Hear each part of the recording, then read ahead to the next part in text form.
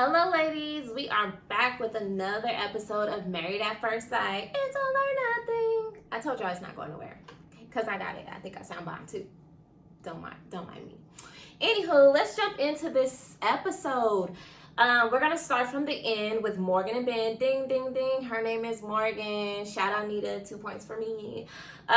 Morgan and Ben, they have finally gotten around to getting married because Ben no longer has COVID. Yay, Ben.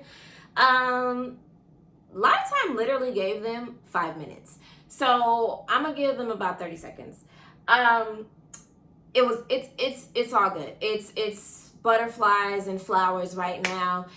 She thinks that he is absolutely gorgeous, and he is a little scared of her, and rightfully so. But all looks like it's gonna be okay. If I was them, I would be like, look, we don't even need a reception. Shoot me off to the honeymoon, because that's where everybody is, and that's where all the action is.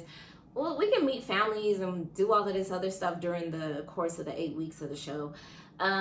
Take me on vacation, okay? So that's it for Morgan and Ben. We'll check them out next week and see how things are going with them.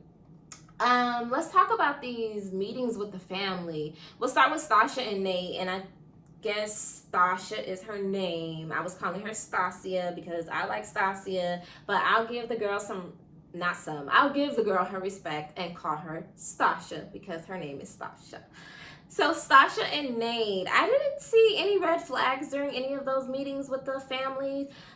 We did see Nate get a little vulnerable and talking about how he only saw his mother one time, but how his father was such a great father and raised him by himself. And we saw, he was able to show his emotions. He cried a little bit. I think that gave the mom and the sister, maybe it was, I think that gave them a little relief. Like, he's a person inside of there. He may not be all Mr. Freak in the sheets, he got some other agenda too, not just that. Stasha's conversation with her new father-in-law, it was nothing to be worried about. I think they were going to be fine. Let's move along to Alexis and Justin. Y'all know how I feel. I think Alexis is still playing the game. Alexis is here for the TV. Alexis is here for the check. Alexis is here because of the contract. Alexis is not here for Justin. She went to lunch with his mother and his friend, and I think it was very telling that in the editing, they literally just like cut out the middle of the lunch and gave us Justin's mother and the friend, and they're just like, I hope that we can trust her. And I think they got something there. I think they're starting to see what we, the viewers, or maybe I just say me, Nita, can see. Alexis is not here for this boy. But we'll see how things go. I don't know why. I told y'all, eat me up at the end of the season if I'm wrong. But sis thinks she's right. Justin sat with Alexis' sisters, and he talked about how sensitive he is, and how he's a people pleaser. And I think his sisters caught on to that, and just like, well, if you're so sensitive and you're so people pleasing, like, how are you going to protect yourself? Because we know our sis is a bulldog.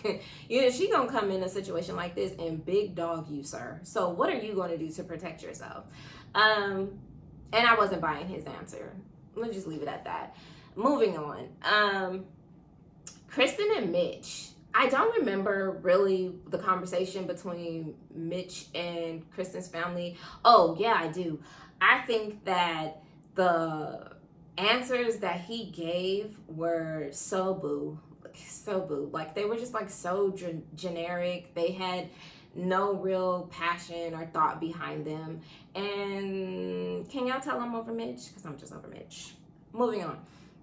Kristen, however, I like it that she sat down with his family and they gave her the raw, nitty gritty. This is what it is. This is who he is. I fully appreciated that. And I think that it brought Kristen back down to earth because sis needed to come back. Sis was way out there in the ozone layer somewhere, smitten and all up in her feelings that she don't even know exist yet. She was bad.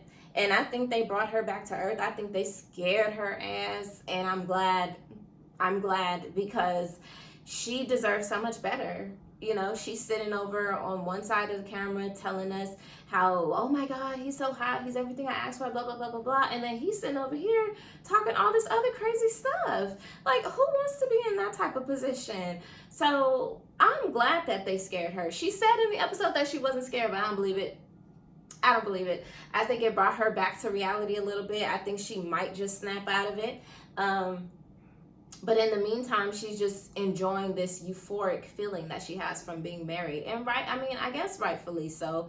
But I just feel, knowing her history, I just feel bad for my girl. I don't want her to go out like that. However, I do think that she has a strong foot and she is going to put her foot down when necessary. So I don't think we have to worry about her too much. I think we can all agree that we just don't want to see her get hurt again.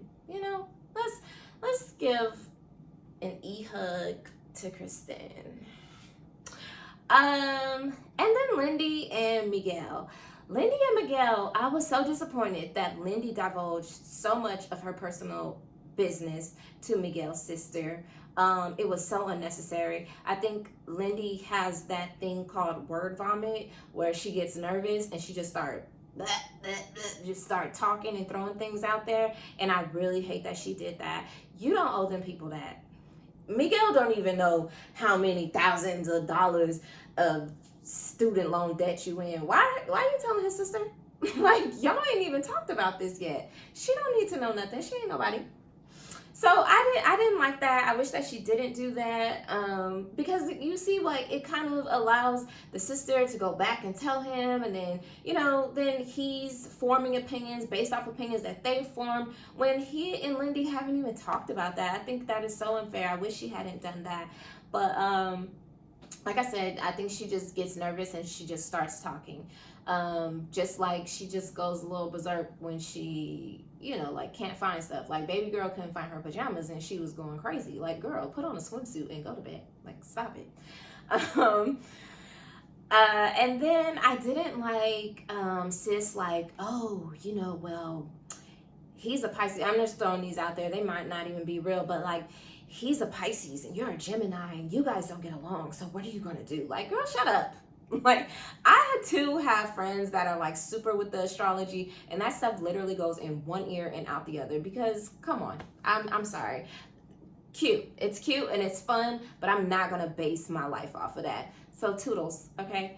Then Miguel with Lindy's family, brother.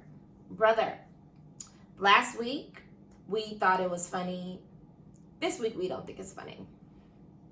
The girls don't think it's funny that you are questioning Miguel about having sex with Lindy. You don't run that girl's vagina, okay? You don't, and neither does mom. And if they gonna have sex, they gonna have sex. Let them have all the sex. They married. They gonna do what they want to do. So I was just over that, like, over it. And then the brother's talking about, like, he's 35 and he's not married yet. I'm 35, boo. I took offense. I'm 35. I'm not married yet. I haven't been married. So what's the problem? Because ain't nothing wrong with me. That's what we all say, right? But, yeah, I want those families to chill out. Like, I really do. Just chill out. None of this is any of your business. Like, just be happy for us. Just support us. And then if you don't, go away. Like, I'll see you in 8 weeks. You tell me I told you so. But right now, deuces. So then they shoot off to their honeymoon in Puerto Vallarta, and we are going to start with Miss Stasha and Nate, because Stasha was given all that need to be gave in that shower, her and Nate. Yes, Stasha, get it, girl. Consummate that marriage. That is your man. He fine, you fine, y'all gonna be fine, I really enjoyed that scene. It was giving us all the Cinemax After Dark, okay? Moving along, then we had our little sit down scene with with everybody talking about, you know, like, hey, you know, how was the wedding? How was this? How was that? And has anybody had sex? And the only thing that really stood out with me, to me, was Justin's eagerness to overly share. Sir, all the girls don't want to know how hard you were after you woke up after your wedding. All the girls don't. Me, it's me. I don't want to know. I don't think the rest of us want to know. Drop down in my comments and let me know if y'all want to know, or maybe somebody can explain to me why he overshares so much, because whoo, Lord, your girl can't take it. It's a lot and it's unnecessary. And Alexis, she ain't gonna let us forget that that man is celibate. And to be honest, y'all want my opinion? Here's my secret opinion. I believe that Alexis don't want to have sex with Justin because she knows she's not feeling him like that. And so she gonna keep throwing that celibate card in his face because she don't want to do it. So I really think that that's what it is. And so, sorry, Justin. We're gonna see how long that lasts, though. We'll see. Mark my words. We'll see. But other than that, that was pretty much all the episode was given. Not much. We did get to see a trailer of what's to come, and it looks a little spicy. It looks good and bad all at the same time. Like, great drama and then like super good love stories. So we have no idea what's going on. But if you guys have any comments, drop them in the comment section. Go ahead and like and subscribe to my channel, and I'll see you guys next week with another episode.